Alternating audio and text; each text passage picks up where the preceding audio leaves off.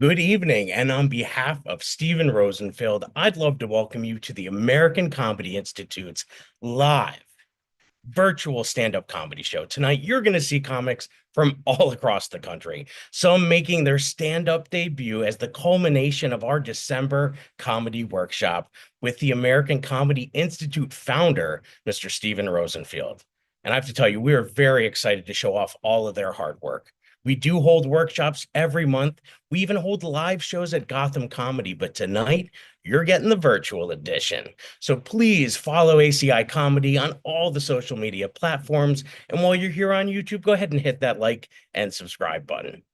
And in case this is your first time with us, Stephen Rosenfield started the American Comedy Institute back in New York City in 1989. Stephen is an award-winning comedy writer, director, and the author of the best-selling book, Mastering Stand-Up. An alumni of the American Comedy Institute have gone on to perform on The Tonight Show, The Late Show, Conan, Saturday Night Live. They perform in clubs all over the world, so you might just be getting a glimpse of tonight, our next ACI star. I'm your host, Jay Yoder. We're going to have some fun, so let us know in the chat where you're watching from. And I'm excited because I'm on break as a 20-year public school teacher. I know, I know. Thank you for my service. I appreciate it. I've actually been teaching at a middle school. I don't know if you remember what middle school smells like. Now, don't get me wrong. I mean, in the morning, it's like Macy's cologne counter, right? Here's how I take attendance every morning. Bath and Body Works, watermelon coconut. It's like, why are there always essential oils coming out of the girls' locker room? You know, I walked by a bunch of eighth grade boys the other day. Listen, I've never been maced, but I've been axed. I mean, even the coal miners with black lung are like, that stuff's nasty. I mean, and then something happens around like 1:30 p.m. You know, the hormones settle, the old spice wears off. They turn into the onions from an Italian hoagie. Now, I know some of you are curious, what's this big guy teach? And believe it or not, I grew up in 80s Scranton coal mine regions. So it makes most sense that I teach Spanish and Latin. Yeah. Yeah. My hillbilly uncle, when he found out what I teach, oh, can I tell you how supportive he was? He's like, Jay, that's so good. Spanish and Latin? Well, that means you can talk to the Spaniards and the Latinos. And if you're not laughing, you would love my uncle. I mean, I think the interesting thing is like, who's taking Latin? I'm at a public school. Who's taking Latin in 2024? There's actually two types of kids. The first are what I like to call the future criminals of America. Like these are the kids that think they're going to learn enough legalese to get themselves out of juvie. And I hate to break it to them, but they better call Saul because none of them are Goodwill Hunting. All right. I mean, I had a kid the other day came in late. He's like, Mr. Yoder, don't worry. I'm an academic weapon. I'm going D1 Latin. I'm like, Colin, you have a D in Latin, buddy. How about you have a seat? And the other Harry Potter nerds are the other students are Harry Potter nerds. And that makes sense. I mean, you can identify them. They're always in the back of the classroom. They got this cloak of invisibility on. I mean, I can see them. Like none of the girls in their grade level can. And they always have a wand. Like they're practicing for some like spell at Universal. They're like expecto patronum, which roughly translates to I expect to remain a virgin. Which listen, is fine. It's fine. I mean, this kid's going to go to college disease free, not a single hogwart, you know. I will say this though, we have a tough time with the technology in school today. I don't know if you realize this, but they're not allowed to have their devices. But like the other day, I caught a kid resting his cell phone on the inside of a Chromebook, and I went full teacher voice. I was like, Timmy, I see what you're doing. You put it away, or you're done. And he's like, Mr. Yoder, I've been playing this game all morning long. I'm about to get the high score. Can I please just finish the game? Yo, I went to Catholic school. If I just thought half of what he said out loud to Sister Doreen, she'd have levitated me out of that classroom like she was Darth Vader. Like, welcome to 2024, right? I mean, so I went up, I'm like, what are you even playing? He tells me he's playing a game called Zombie Crush. And I'm like, this kid in the middle of my class, in front of all of his peers, thinks I'm going to let him beat my high score? Not on my watch. I think that's why I have like a hard time identifying with the kids because I went to Catholic school, and I like in sixth, I had like Sister Doreen. Actually, we called her Sister Charlie Manson. But I disliked her so much. I skipped so much school. She eventually caught up to me, and I was like, Sister, I just thought you'd be proud. I gave up school for Lent. I was like, what would Jesus do? You know? But like, if she knew I was a teacher, she'd be rolling over in her grave. I, I don't even know if she's dead. Do nuns die? I mean, I know they get sick. We used to have substitutes, and we did to them something I think Jesus would identify with. We crucified them. Shout out to the subs. Actually, this one time in fifth grade, I was reenacting my favorite movie in the back of the classroom, The Karate Kid. And my buddy was like, sweep the leg, sweep the leg. So I swept the leg of the table that held the class Virgin Mary statue. Yeah. I mean, we're talking Humpty Dumpty proportions. And I was terrified. I mean, what's a mirror? 7 years bad luck? What do you get for decapitating the mother of God? 20 years of teaching middle school. All right. Well, listen, I've been Jay Yoder. It's been a blast to perform for you. I'm excited to be your cruise director of fun today. Excited. Our next comedian, she's from Des Moines, Iowa. She's an ACI regular. You're going to see why. Please welcome the very funny Lisa Rossi. Hi guys. Hi. I grew up in a really small town in Iowa and I live in Des Moines now. And we have so much more here.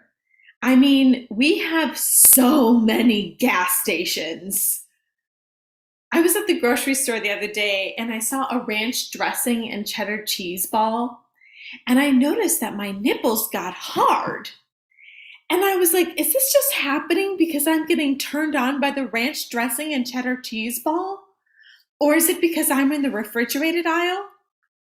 To rule out that it was just cold air doing that to me, I went to the chips aisle. And whoa, just looking at those bags of Ruffles made me realize that I need to get Lay's. So my son, I have a 14-year-old son, and he's constantly pissed at me. It annoys him that I breathe. It annoys him that I'm alive. It annoys him that I say slangs with his friends. Hey guys, let's skibbity toilet together. Why should he be mad that I said that? He's mad that I'm switching up the rules. I make a rule and I change it. Like, he can watch an R-rated movie and then I say he can't. Sometimes it's okay for him to go out after his homework is done, and sometimes he can't. Sometimes I say he can finish my gin and tonic. Sometimes he can't. He's like, Mom, how do you come up with the rules? Like from child development experts? I'm like, no, from my Pinot Grigio. So I had drug-free births with my two kids. And before I got pregnant, I was drinking wine, popping pills. I mean, why in the world would you want to be sober for childbirth? They say if you stay sober, you can really feel what you're feeling. Who wants that? So I did have two kids by natural childbirth, and my biggest fear wasn't the pain. It was that I didn't want to poop in my hospital bed. So when my husband was instructing me on the front end to push, I was concentrating on the back end to tighten, tighten. And I remember when it was over, my husband was like, "This is your greatest accomplishment."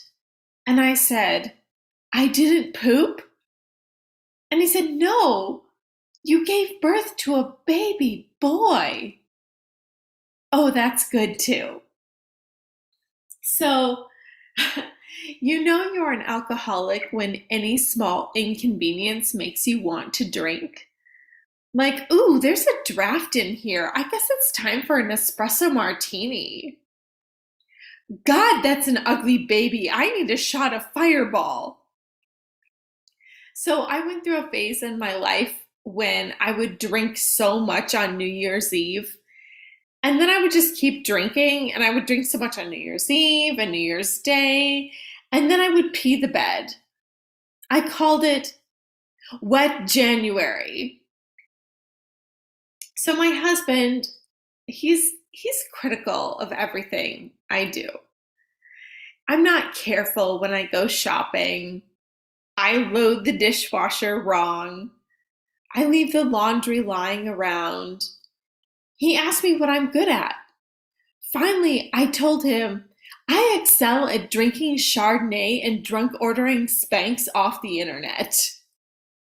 So I'm wearing Spanx, and if you don't know, they're like a girdle for middle-aged women. They suck your big gut in. And I've learned I have a time limit for how long I can wear these things. 3 hours. Then I magically transform into a bitch. So I take prescription drugs because my brain is special. One is Abilify. It takes away my high highs and low lows and turns me into the normal person that you see before you. I don't have to worry about my kids taking my Abilify. Hey guys, want to get boring? Want to go to bed at 8 and wake up at 8? Want to watch old reruns of Saturday Night Live with your heated blanket on? Want to eat soup? Yeah, I don't have to worry when my teenage boys go to parties. They'll hear, hey, did you bring the Abilify? Thank you guys so much. I'm Lisa Rossi. Give it up, ladies and gentlemen. Lisa Rossi, a woman after my own heart. I don't know if you do the Elf on a Shelf, Lisa, but I definitely need some Pinot every night because I shouldn't. I'm a grown man. I shouldn't wake up in the middle of the night in a cold sweat, wondering if I moved a toy. You know what I mean? Like, I mean, unless it's mommy and daddy special toys. Now, those toys we move at all costs. Otherwise, Santa's bringing therapy. Okay. All right, ladies and gentlemen, one more time. That was Lisa Rossi. I'm so excited. We have a great show, guys. Our next comedian is from Seattle, Washington. Please welcome, making their American Comedy Institute debut. Please give it up for Min Lin. Hey, I'm so excited that you're all here. When I was young, I thought very hard about if I wanted to become a man. I said, nah, I don't want to be a short king. Short kings are the hardest working kings. And I knew that I just never had that kind of work ethics. My husband doesn't understand why I do stand-up comedy. And people don't understand why I'm a husband. Obviously, that's because I quickly realized that dating women was also too much work, way more work ethics than I ever had. Yeah. So I went on the Craigslist 18 years ago and found myself a husband. I am not ashamed. I found a handsome white man for free, 76.5 inches offering. This guy, though, my husband, had the audacity the other day to say to me, "Man, man, can you just remind me occasionally that you are a woman?" And I said, "Fuck you." And he said, "Well, that would be a good start." No, I didn't say that. I'm just messing with you. We fuck all the time like gay men do, with passion. Yeah. And we have kids. My kids are in middle school now. And it's becoming harder and harder to be the mom because when I spend time with them, we just look like three middle schoolers. We goof around all day unsupervised until my husband comes home, and we call him our safety officer. we are really short-staffed on grown-ups in my household, so we are now taking applications from serious grown-ups. I used to have a lot of social anxiety until I started doing stand-up comedy. I just didn't want to have to like talk to anybody. But through comedy, I realized I'm exceptionally good with human beings as long as I'm the only one talking and holding a microphone. So now when I talk to real people in the outside world and the conversation getting awkward, I just kindly ask them to stop talking. And I whip out my imaginary microphone and the conversation always gets better for me. Yeah. So I also found that through therapy, it was so effective for me. I went from a humble Asian immigrant to I just feel like an entitled white bitch that watches true crime. I truly miss being Asian. And through therapy, I found out that I have anxiety, ADHD, and autism. I got an A 3 times. I would make my mother so very proud. I immediately got real worried about my mental disorder though. What if I what if I lose my anxiety and get a narcissism disorder? Well, then I will only be one lupus away from the acronym ANO. So I have that to look forward to. And you guys have been a blast. Thank you so much for supporting live comedy. Yay! And number 1, Taiwan. Keep Min Lin, ladies and gentlemen. Oh my goodness, what an amazing debut. And our next comedian is actually an alumni. They hail from Washington, D.C. Please welcome, very funny, Yelena Kulik.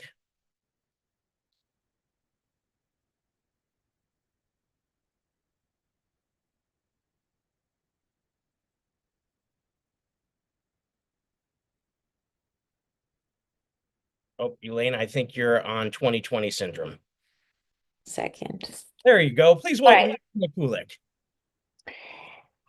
I have a teenage son who is absolutely obsessed with privacy. And he put the sign on his door saying, "Do not enter." I told him, when I was your age in Russia, I would never be able to put their sign like that on my door. And he's like, "Why? Because of your government?"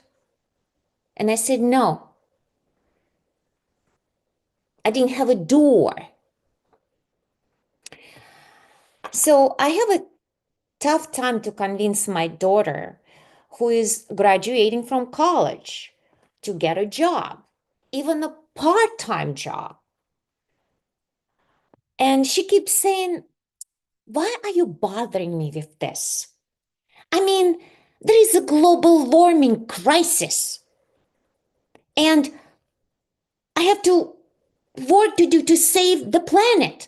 And Trump just got elected, so I have work to do to save democracy. And on top of that, I have to have a job?" Boy, my chat GPT is right. Your generation is pathetic. Everybody gets so stressed out about the elections here. They have to, stay all night to get the results, and sometimes results wouldn't even come in until like 2 days later. It causes a lot of anxiety. Our politicians in Russia, they're much more thoughtful. They don't put us through this. They give us the results before they even vote. And everyone is completely happy with this. And if you don't believe me, just go to Russia and ask anyone. It is so hard to become citizen in United States. And now with the Trump will be even harder. They are much more welcoming in Russia. You know, if you can go to a boring job when it's 40 below zero, keep your mouth shut all the time, stay drunk on vodka, and not commit suicide? Welcome, comrade. I visited a girlfriend recently who lives in Boca Raton, Florida. And I have noticed that a lot of rich people down there have this French bulldogs, and they're very expensive, which is odd because they have missing body parts, like they're completely missing the nose. You know, for this kind of money, you should get a complete dog. I just want to ask them, why would you buy a dog who needs a nose job? What are they thinking?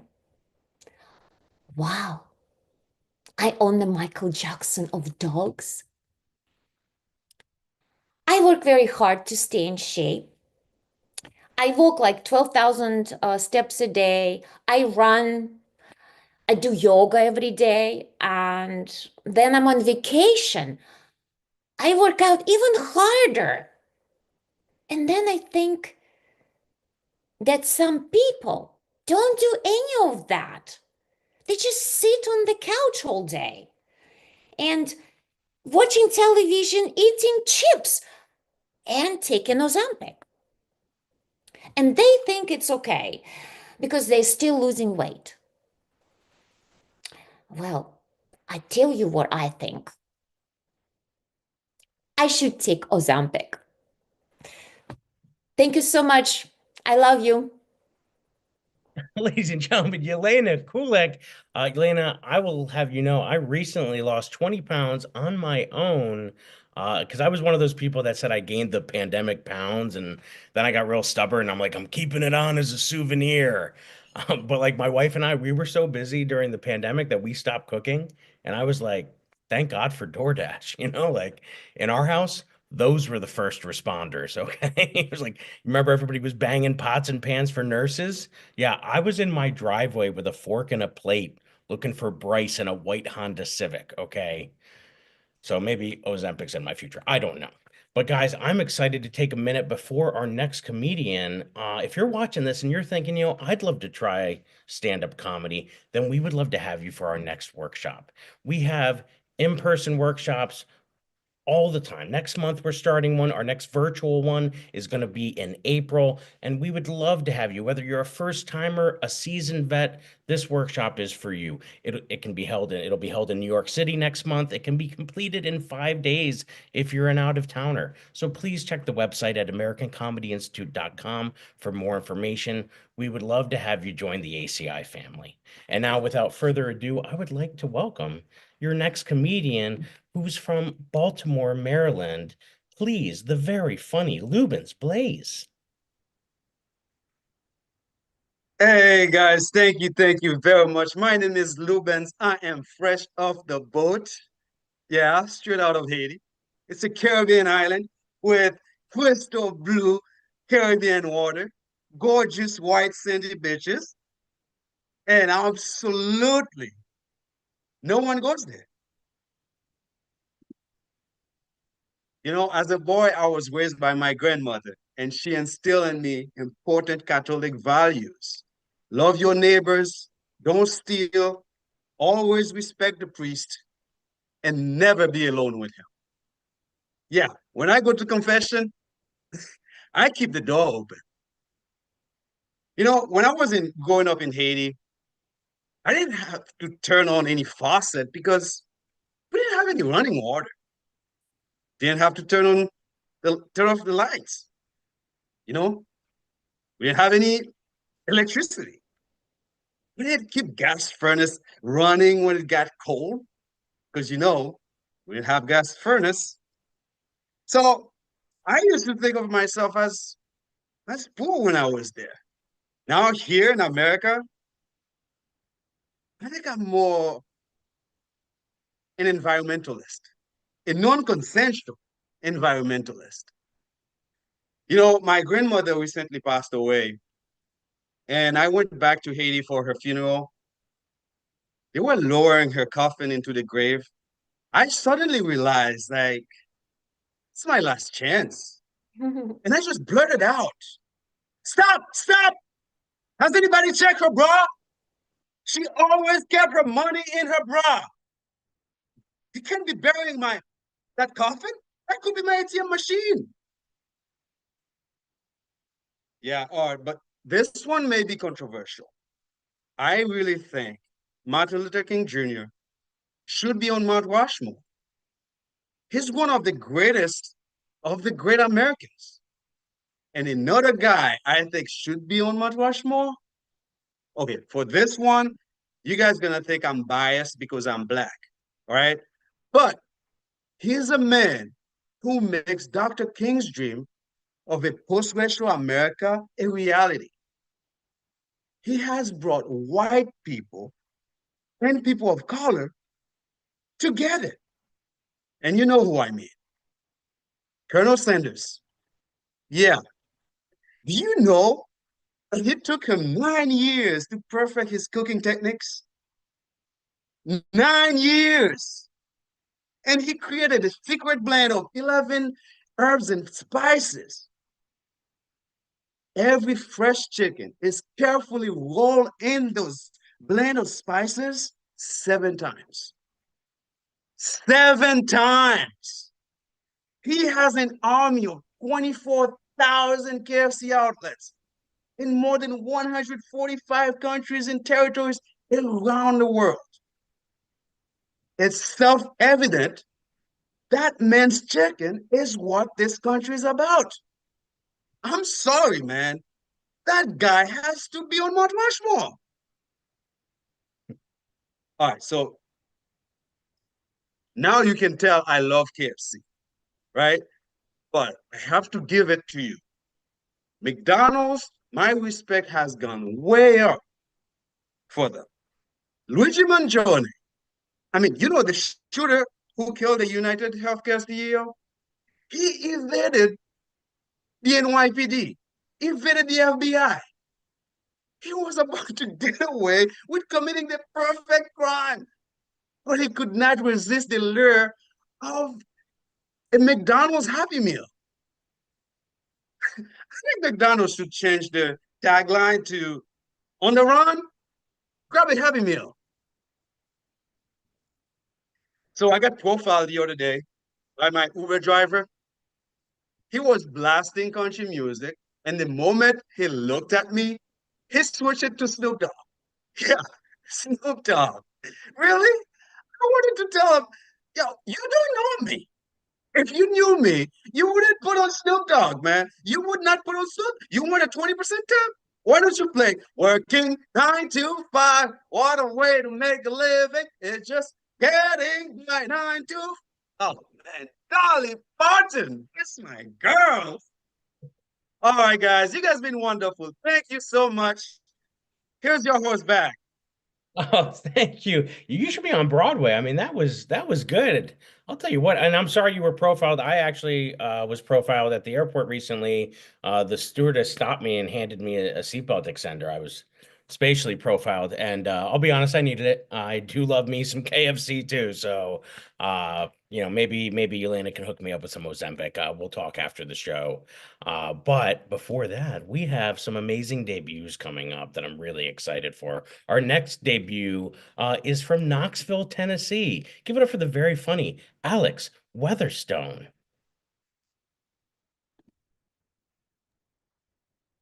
Awesome, Jay. Thank you so much. Um, my wife is smarter than me. She doesn't say that she's smarter than me, but she is.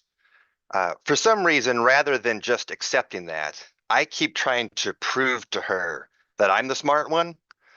We'll have a document on the computer that we need to read together, and we'll start reading it, and she'll say, "Just let me know when you're ready, and I'll scroll down." But what I feel like she's saying is, "Hey, Forrest Gump, when you get stuck on the big words, try sounding them out." She never says anything like that, of course, but she does say things like, take your time, sweetheart. But I don't want to take my time. I want to win. So the last time she said this, I thought, you know what? I'm just going to read faster. Uh, and I started telling her, I did. I started reading faster. And I told her, you can scroll down when you're ready, sweetheart. I think she was kind of impressed. The only downside was that I had no idea what I had read. So we get to the end of this document and she asks, well, what do you think? And I said, well, what do you think? She said, it's more money. And I'm like, well, sometimes more money is worth it. And then she asked, well, do you think we should do it? And I said, yeah, let's do it. And this really made me feel like the man of the house, a much bigger house because the document was a bid on it. So the thing is, I have ADHD and my mind wanders. I didn't know I was reading the bid on our new house because I was focused on who invented horseshoes. I mean, who was the guy centuries ago that watched a galloping horse over open terrain and thought, someone should put shoes on that thing? And he must have had a friend who was a blacksmith. And I'm thinking he talks to his blacksmith friend and he asks him to make shoes.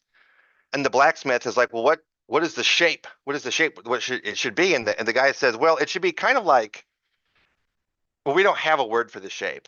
And the blacksmith says, look, we'll just call it a horseshoe.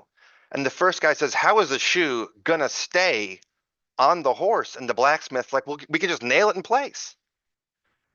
And that thought cost me around $225,000 in additional mortgage payments. And I can live with the fact that my wife is smarter than me because there are a lot of things I'm better at than her. Off the top of my head, I'm much better at Sid Meier's Civilization, the video game. It's great. We play together, and I always grow a bigger civilization than she does. There's other stuff too, like Fortnite, Fallout, Baldur's Gate 3. I mean, before she met me, she hadn't even heard of Diablo. It's Diablo 2, 3, and 4. Helldivers 2, that one's amazing. Mech Warrior 5, XCOM, Dota 2, Heroes of the Storm, League of Legends. I know these video games are all on a PC, but there is other stuff too. Tiger Woods Golf is on the Xbox. So is FIFA, Gears of War, Call of Duty, Medal of Honor, Halo, Forza, Dead Rising, Left 4 Dead. I could go on here, but I think I've made my point. As I'm thinking through it, I think really my wife is lucky to have me in her life. Thank you all so much for your time tonight. Jay, back over to you. Give it up. Oh my goodness. Give it up for our debut there. Oh my God, Alex Weatherstone. And you know what? I feel your pain. I don't know how long you've been married, but I've been married, 14 years now. And I mean, we live together, we work together. We used to sleep together. It's a very strong relationship. So I definitely feel your pain. All right. We have another debut coming your way. I'm very excited from Jackson, California. Please welcome Forrest Tarleton. Hi everyone. As we just learned, my name is indeed Forrest. And no, I don't think life is like a box of chocolates. Once that film came out, Tom Hanks won the Oscar. And I was the setup to the same punchline over and over and over and over. And all I gotta say is, Tom, you owe me a hug. I used to feel real at home online. It was a place I could relate to, built by nerds and for nerds that cared about Star Wars. I was among my people. Now, I'm inundated by ads and I feel trapped in an elevator full of influencers. And I just farted. I mean, there's all this incredible information on my phone. I could be studying Roman Empire, the French Revolution, or the works of Mozart. But I'm watching a video on how to pack a suitcase. You see so many people on social media doing dumb things. It makes me envious. Back in my day, if you wanted to look stupid, you had to actually go someplace and actually do it. Now, you can just do it in your own home, in your house, put it on Instagram, and you get a brand deal? It makes me wonder, how would the great minds of the past have dealt with all of this technology? Would Plato be scrolling his ancient tablet and then say, Socrates, you gotta see this. I got 14 likes for the Republic. So there was this time in my life when I was hanging out with a bunch of stoners, burnouts, total potheads. And you know how it goes. Everyone would end up with the munchies. There was this one guy who would always insist on baking brownies. He'd be staring at the brownie mix instructions like they were the Dead Sea Scrolls. Dude, what even is a preheated oven? Like, does it come preheated? Or do we have to, like, believe in it first? Wait, dude, it says bake. Does that mean us? Or like the mix? Dude, what if the brownies are already cooked in like another dimension? I never got that stoned. I was always stuck in this chaos, just trying to manage the situation. No, Steve, you can't just replace the eggs with Doritos. I don't care if they're Cool Ranch. Wait, where's the flour? Oh, right, you put it in the fish tank. Again, that makes perfect sense. Now everybody's eating Dorito flavored batter, and I'm thinking, I've had a lot of fun up here. You all have been wonderful. Once again, my name's been Forrest Tarleton, and thanks for sharing this time with me. Back to you, Jay. Ladies and gentlemen, Forrest Charlton. Yeah, I'll tell you what, teaching at a middle school and a high school, we had a meeting the other day where we had to do pot training because these kids aren't baking brownies. There's like edibles and tinctures. And I'm like, does everybody have to be at this meeting? Like our 70-year-old librarian, Mrs. Jenkins. Actually, she taught us what a dab was. I don't know if you know what a dab is, but the kids actually have a pen that they use and then they charge it in their school issued Chromebook. So like I said, I went to Catholic school. This is all craziness to me, but I'm sure they would get along with your friends just fine. All right, guys, our next debut is coming from Grandview Heights, Ohio. Please welcome the very funny Ethan Tippins. Hello, everyone. In the past, I would begin by apologizing, especially for what I'm about to put you through tonight. I've made some adjustments with my lifestyle, but I still do some of the things I love to do. I still love people watching. I love it. I can spend hours people watching, usually on Pornhub. No, seriously, I've stopped apologizing because I figure in a few years, you'll have a great story. You can say, I saw him in the beginning. And back then, it was rough. Okay, here's the secret. There's an unwritten rule in comedy. It's kind of like college, but different. Same, but different. It is. If you can survive an entire year of getting up in front of people like you, who aren't laughing, who are just staring at you like this, night after night, week after week, month after gruesome month, then you've passed. You've made it. You're in. You just have to show up and do the work. Kind of like college. Same, but different. I didn't do well in college. I'm still annoyed about college too. I did things better than any of the other students. Things that weren't even recognized. I was phenomenal at looking busy. Like when the teacher was walking by, I'd suddenly turn into the busiest person in the room, flipping pages I wasn't reading, underlying random words, nodding at my textbook. Brilliance, right? No recognition. And I was brilliant with coming up with things to say. Like in this one biology class, the teacher asked me, "What do I think about evolution?" And I said, "I'm far more interested in what you think about evolution." I mean, I didn't have to pay $60,000 to hear what I think, right? I mean, these are life skills, people. I mean, if looking busy was a skill, I'd have a PhD in it with a corner office with 0 responsibilities. I recently started a new vocation, and of course, I chose a vocation where it's perfectly okay to not know what I'm talking about. I'm a chaplain. And the best part is, people thank me for it. But I'm so new.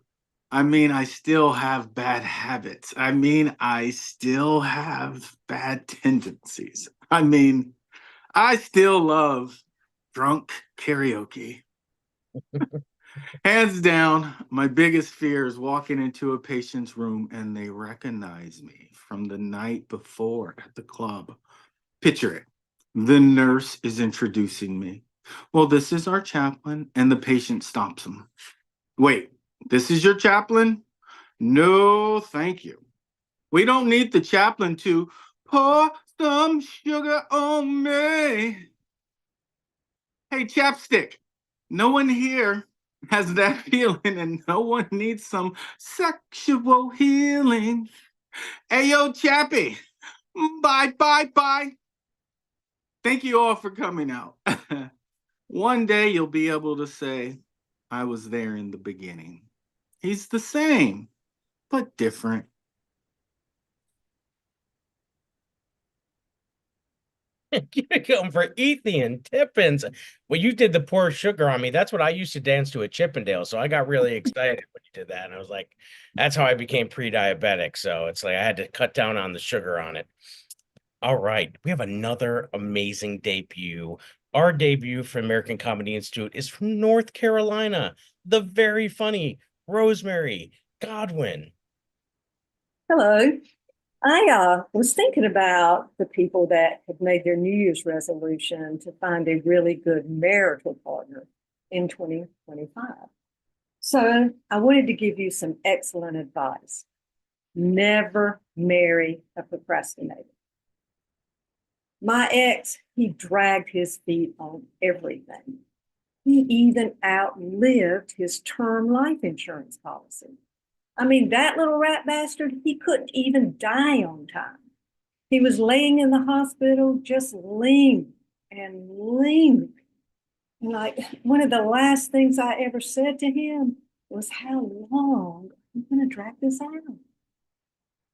And he never did let go. He was just plain selfish. So there I was. I'd wasted my glory years on him. I was a senior citizen. I used to like being a senior. High school senior, off to college. College senior, off to an exciting career. But senior citizen, off to getting off on my own. So I decided it was time in life for me to focus on the really important things. So I got my face tips and asked him. And then I signed up for that app thingy, you know, the one, the get laid one, Tinder. And this time around, I knew exactly what I was looking for. And I got me a perfect match. This guy has a whole life insurance policy. And he's a really old fucker. All he does is sit at home all day, watching TV and popping back. But that's all right. He can still stand up pretty easily. Well, at least some parts of him. You know, at Medicare age, so I had to go for my Medicare wellness checkup this week. And you know, the questions the doctor asked me just don't make any sense. He says, "How many drinks do you have?" I'm like, "Well, I don't have any with me now, but I can sure run out and get us some." He's like, "No, no, no, no, no. I mean, when you go out, how many drinks do you have?" I said, "Oh, now I understand. Well, that depends. Is he paying or am I paying?" So then he asked me, "How often do you have sex?" I said, "Well, is he paying or am I paying?" He said, "No, no. I mean, how often do you have sex with your regular sex partner?" I said, "Oh, now I understand. You mean with my toys." And you know, at my age, having sex is kind of like a kid getting a new toy. The first question is exactly the same. Does it come with batteries? But me and my husband, we got it down to the basics. Just a shoehorn and a can of WD-40. Thank you so much. Enjoy your holidays. Give it up one more time. Very funny. Oh my goodness. I can't believe the amount of talent that's been coming out of this class. Rosemary Godwin, great job from North Carolina.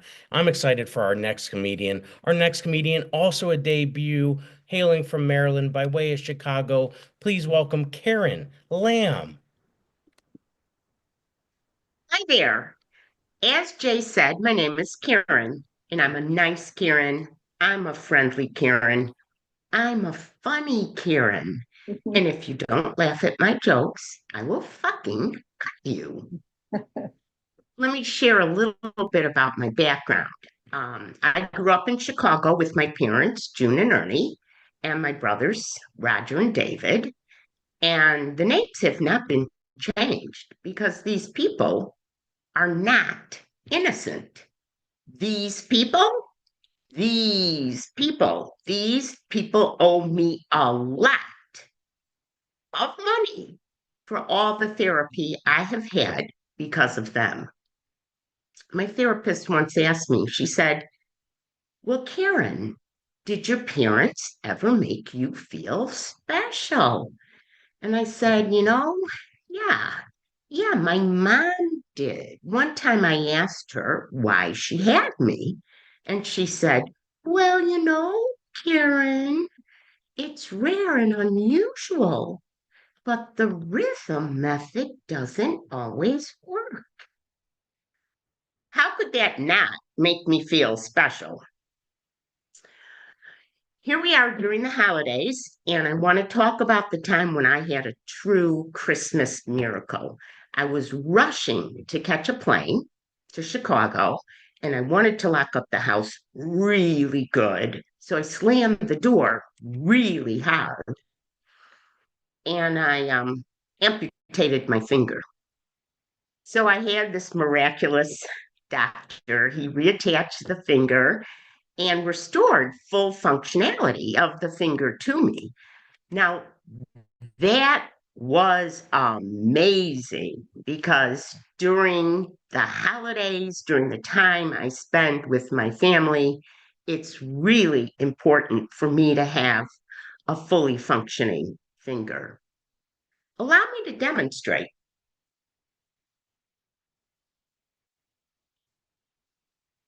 So anyway, these days when I fly to Chicago, I take my dog Matisse with me.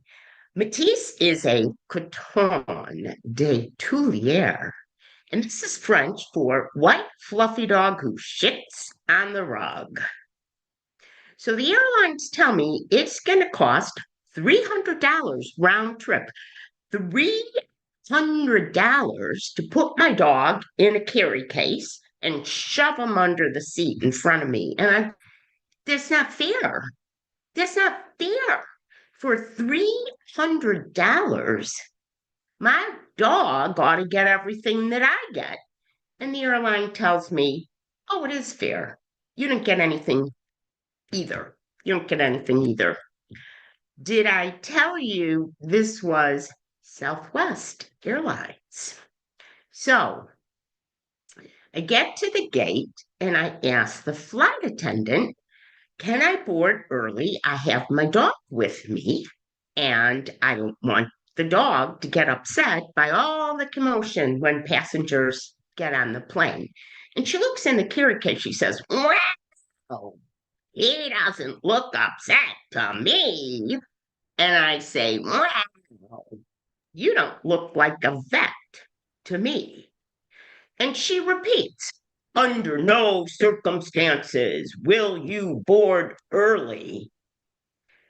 And that's when I relived my Christmas miracle. And I said, "Southwest, you can tell I love my dog." And like any responsible pet owner, when he was old enough, I took him to the vet so he could get neutered. And the vet told us to go home because one of Matisse's testicles had not dropped. So, you know what we did that New Year's Eve? We were waiting for the ball to drop. You guys have been fantastic. Happy holidays. Stay safe. Be well. Ladies and gentlemen, Karen Lamb, the very nice Karen Lamb. Absolutely. I love that finger. I'm going to use that whenever I fly from now on. I'm sure it'll expedite the TSA service. I'm really excited to try that. Guys, we're at the end of the show. We have one amazing comedian who's also making their debut. He lives in Toronto, Canada. Please welcome Martin. Please welcome Martin. Hello, hello. So I know a lot of people are really upset about the recent elections. And it seems like so many Americans are quite divided against each other. But, I'm still optimistic. I really am. Because what if we could put all of our political leaders together and have them have some kind of a profound experience? I think it'll make a difference. I really do. What if we could get all of our political leaders and put them all on a bus and drive that bus off a cliff? I think it would make a difference. So the government is getting away with so many taxes. There is income tax, property tax, sales tax. There's even death tax. Come on. They're even taxing you on when you die. I mean, soon enough, there's going to be a tax on women. And if you want to date one, there's going to be one type of tax. If you want to marry another one, it's going to be even higher tax. And I mean, they're taxing everything we care about. So soon enough, they're going to tax your cat and your dog. And if you can't afford that, they're going to give you even lesser tax on goldfish and tarantulas. But the problem with that is, if you get a tarantula, soon enough, you might get a death tax. So I live in Canada, and a lot of my American friends ask me, "Martin, how is it out there? We hear that people are so nice, and it's so peaceful." I'm like, "What? Peaceful? Peaceful? I live in constant fear of being killed by flying hockey pucks and being eaten by grizzly bears. Trust me, where you live, you're much safer." So artificial intelligence, I don't know about that. I mean, sometimes I drive, I'm like, and I tell my phone to call people, to call my friends, and it's like, I say, call John, and it's like, calling Jane. I'm like, "No, call John." And it's like, calling Jane. I'm like, "No, call John," and it still calls Jane. I mean, I think this is crazy. And then one day I'm asking my phone to text my friend, and I'm finishing the text saying, "Thank you." And I look, and it says, "Fuck you." And before I could stop, it sent the message. And I was really worried. I thought that my friend John would be really offended. But I didn't have to worry because it sent it to Jane. I mean, call it for what it is. Artificial stupidity. So I got this friend, and he got married recently, and he tells me that his wife is very attractive and super intelligent, but he can stand her because of the way she chews her food. I'm thinking, he can't stand her because of the way she chews her food? I mean, how crazy is that? How crazy is that? So one evening they invite me for dinner, and we're all sitting at a table, and his wife is very attractive, very intelligent, and she's super witty and funny.